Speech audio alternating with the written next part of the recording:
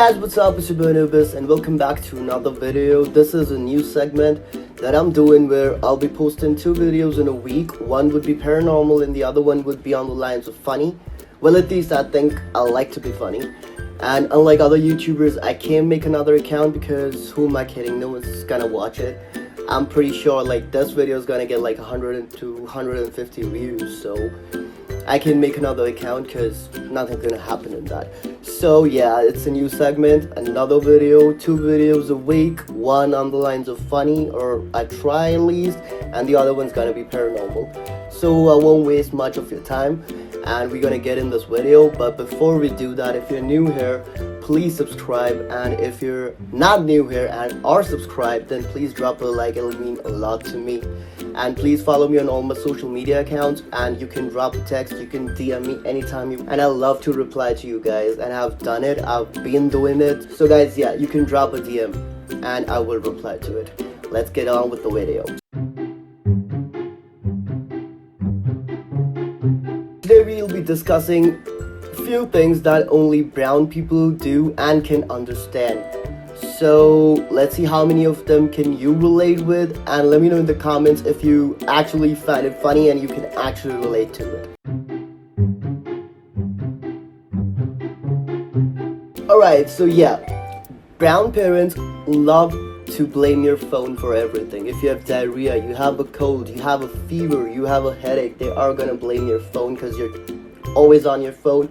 And if you can't sleep, they're gonna blame, well, actually, I can't sleep because of my phone, so that's there. Anyways, not gonna go there. But yeah, brown parents, they just blame your phone for everything. Whatever you do, if you failed, if you've fallen down, if you fractured your arm or your leg, they're just gonna blame your phone because you're always on your phone. That's why this happened to you.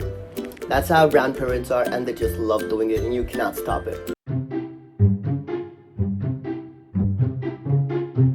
So if you're sitting around your parents in a brown family and you get a text and God forbid you smile, you're in a relationship, you're talking to your other half, and that's why you're smiling. It doesn't matter if you read a joke, if it's a good news, if your friend is getting married, or anything of those sorts.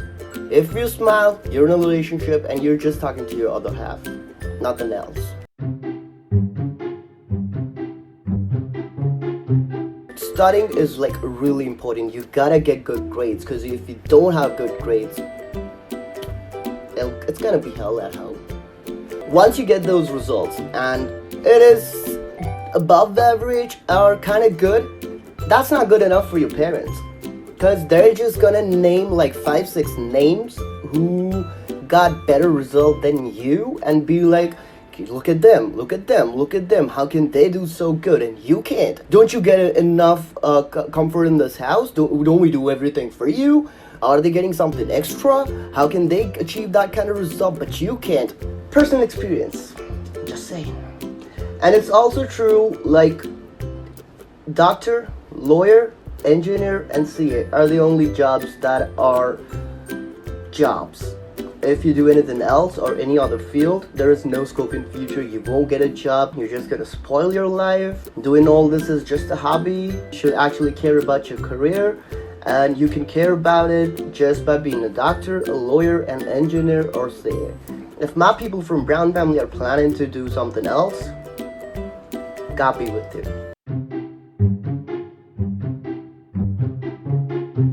Indian weddings, they're not just weddings. It's a soap opera.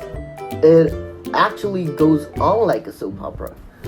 If you want to attend an Indian wedding, you will actually need a leave of about like 2 months. Because anything less than that, you're gonna miss half of everything.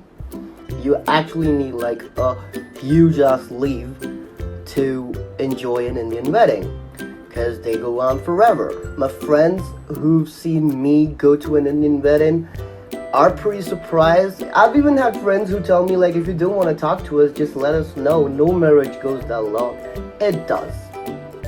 Indian weddings does.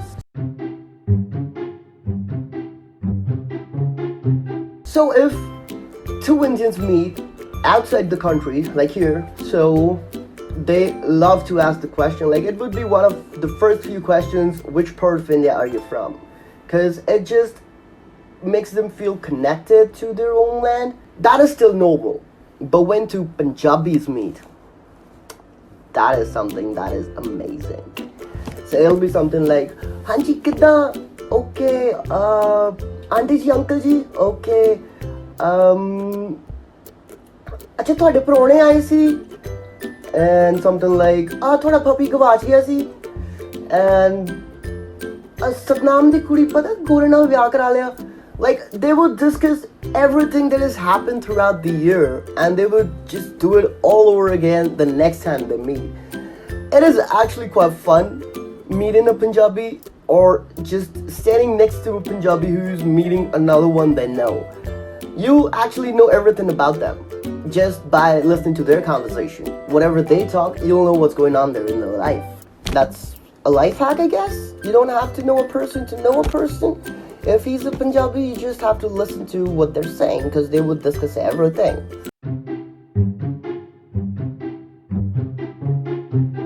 This is something that I've been asked like so many times. They ask me like, do I speak Indian? First of all, there is no language as Indian. India is a country that has like tons of languages, local languages. Like the one that you just heard me talk, it's Punjabi. And it is just, it's spoken in just one state. It's not like even 10% of India. I mean, okay, just think about it. You don't speak American, you don't speak British, you don't speak Canadian, you don't speak Australian, you speak English. Okay, I'm not saying you should know all the languages, because I myself don't know all the languages that are spoken in India, but you should at least know the one main language that represents the country. That's Hindi. It's not Indian. It's never been Indian. Alright, yeah, I have been told this many times that I don't look like from Asia, because according to them, the subcontinent doesn't exist. There is a whole chunk of Asia that's the subcontinent. It consists of India, Pakistan, Nepal, Sri Lanka, Bangladesh, and if I've missed any other countries, so I'm sorry about that. But yeah, that's the whole Indian subcontinent, and that is a huge chunk of Asia. Asia is not only, you know what I'm talking about. I don't want to be called a racist, but you know what I'm talking about. That's not the only Asian. This down here, I mean, okay, that sounded bad. Indian subcontinent is also Asia. So people, just know the world map, please. I've had problem with people mispronouncing my name forever now. That's the reason why I call myself Anubis. To know the Egyptian god of death is Anubis, and that's why they can pronounce it, because they know what it is and they've heard about it. They've talked about it in movies and all that stuff. So that is easy for them to pronounce than my real name. And even when they try to pronounce like what my parents call me, it's pretty cute, but it's still not my name. And forget about that. Forget about people mispronouncing your name. I know so many Indians here who cannot pronounce their name correctly. They pronounce their own name with an accent. I at least can pronounce my name. So I just think to myself, if they can't pronounce their name correctly, how do they even expect someone else pronouncing it right? At least you have to do it first yourself.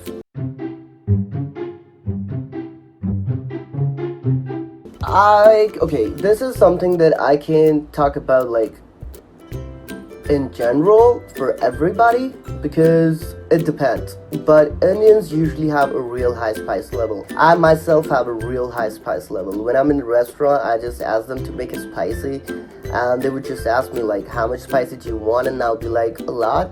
And I would get the look like, are you sure? And I'll be like, yeah, I can handle it. The containers.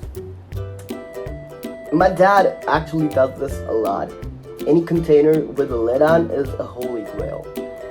And it will be used to store everything. Like, whatever the dish that was made last night, he would take it some time to work. Like, we love those containers. We love the yogurt or any other container that comes with a lid, and we just keep it. We can sell them. We'll have so many containers in our place, so we can actually sell them. It's actually a good idea. I'm gonna call that. Alright, yeah, so the last point, I can't relate to it because I've never been to a temple. Like, not to pray, I've been to a temple as a tourist, but I've never been there to pray. But yeah, the moment you enter the premises, you have to take your shoes off, and I've known friends who are taught that the first thing you gotta do as soon as you reach the first step of the temple is remove your shoes. And actually, if I'm being honest, I don't see a problem with that because it's where you worship. It's a good thing to do, I guess. Let me know what you think about it, because I'm kind of not sure about it, but let me know in the comments what you think. It is a good thing, right? Anyways, guys, so this is the video where we talk about some things that brown people do and can relate to. So let me know in the comments, like, if you can relate to any one of them, or if you know someone who does this stuff, or if you know an Indian family, anything of that sort. Let me know in the comments. And yes, I know this is a bit different from what I usually do, but I actually don't care about it. I make videos because I love doing that. And if you support me doing what I love, please drop a like and let me know in the comments if you enjoyed the video. It will mean a lot to me. And that's about it, guys. So this is the funny video, I guess, and the paranormal video will be up soon, within this week, and then Sunday I'll be going live. So I hope to see you guys there. That's about it. I love you all. Take care.